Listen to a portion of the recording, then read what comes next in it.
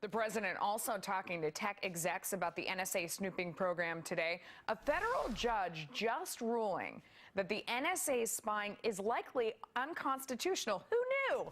But tech giants have been caught doing a lot of the same things, like snooping and sharing information. My next guests say these companies deserve some of the blame for this mess. We have former NSA training official Cedric Leighton and attorney Michael Zeldin join me now. Michael, first and foremost, do you think this ruling stands up? Yes, I think it's a well-reasoned decision. Judge Leon said that you have an expectation of privacy and that the expectation is one that society should recognize. I think that's the standard Fourth Amendment analysis, and I'd be surprised if it doesn't hold up on appeal.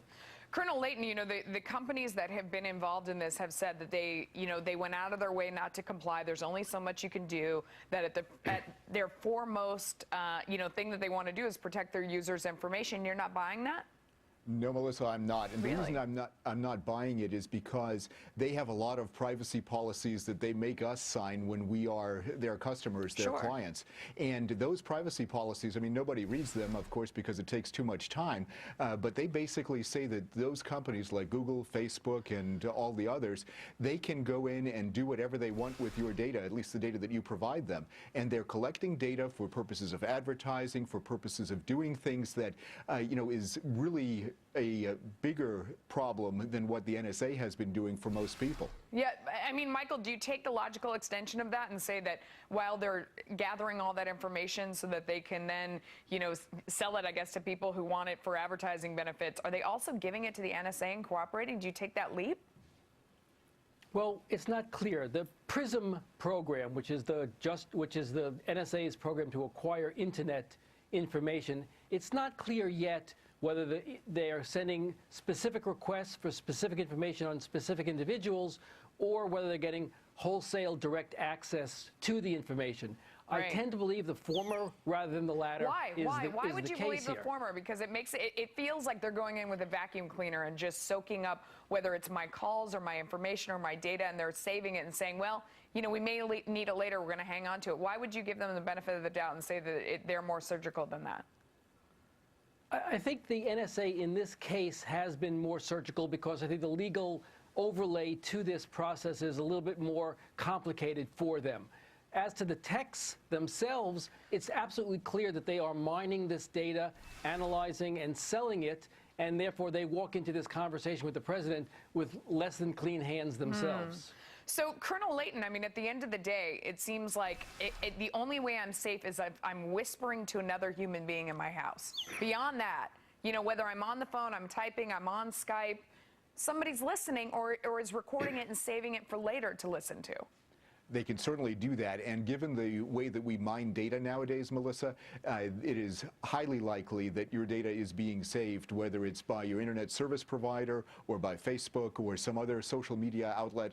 Those are the kinds of things that are happening because we let it happen. We need to have a conversation in this country about privacy in general, not just about what the government is doing, and that's very important, but also what private companies are doing. And the reason we need that conversation is because it turns everything on its head right now. We have the capabilities technically to do lots of things, to mine lots of data, and we have to be very careful in whose hands that data gets to. Michael, the colonel says that we have let this happen. Is there any way to get the horse back into the barn? Not without legislative action. It seems to me that the digital age has been an explosion in the transfer of information by people voluntarily, essentially unaware of the fact that the government and or private sector will be then analyzing and selling or using for terrorist analysis Michael, purposes. Let me stop you right there. Voluntarily or unaware? Because those two words don't go together. Well, they are voluntarily participating in Facebook and Twitter and Skype and Google and all those things. So there's a voluntary participation in the communication process. I don't believe, as the Colonel indicated, that they were aware that the tech giants were using this data for advertising targeting purposes, nor do I think they were aware that the government was accessing it through the NSA and the courts.